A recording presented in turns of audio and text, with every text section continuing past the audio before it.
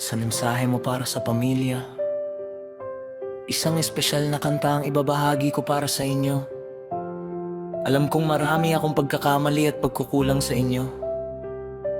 Minsan kapag inuutusan niyo ako, hindi ko sinusunod at sumisigaw pa ako. Patawarin niyo po ako sa lahat ng iyon. Alam kong malaki ang kasalanan ko, pero hindi niyo ako itinaboy o pinalayas sa ating tahanan. Kaya sobrang proud ako sa inyo. Sa mga kapatid ko rin, minsan nagkakaalitan tayo at hindi nagkakaunawaan.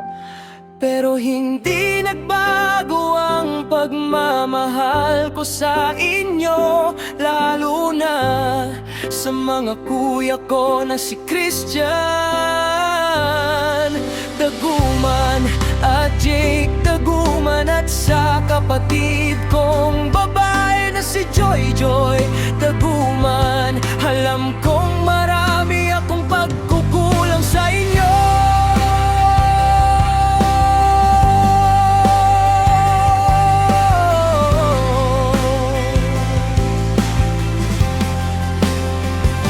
Mahirap para sa akin na sabihin ito ng harapan, kaya pinadaan ko na lang sa kanta.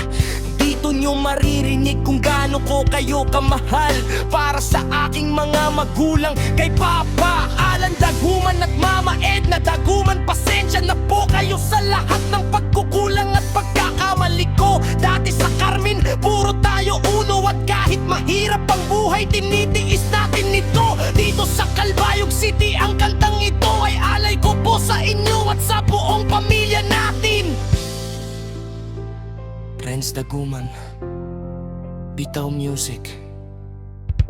Isang espesyal na kanta ang ibabahagi ko para sa inyo. Alam kong marami akong pagkakamali at pagkukulang sa inyo.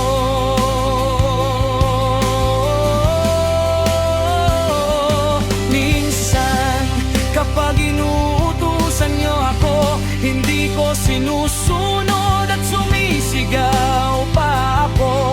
Patawarin niyo po ako sa lahat ng iyon. Alam kong malaki ang kasalanan ko, pero hindi niyo ako itinaboy o pinalaya sa ating tahanan. Kaya sobrang proud ako sa inyo.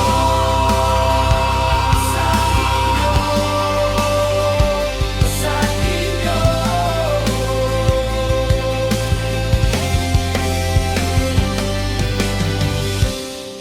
Ilang payo para sa video mo. Sa simula ng video, pwede mong basahin ng dahan-dahan ang ilang bahagi nito bago kantahin. Siguradong mas lalo nilang mararamdaman ang sinseridad mo. Sa caption, ilagay mo ang buong mensahe para mabasa nila kahit hindi nila marinig ng malinaw sa video. Walang mali sa'yo. Ang pag-amin mo at pagpapakita ng pagmamahal ay ang pinakamagandang regalo na maibibigay mo sa kanila. Sigurado akong ramdam na nila ang pagmamahal mo at pinapatawad ka na nila. Ipagpatuloy mo ang pagkanta mo, Renz. Ito ang pinakamagandang paraan para sabihin ang hindi mo masabi ng harapan. Kayang-kaya mo yan. Sa inyo, sa inyo, sa inyo.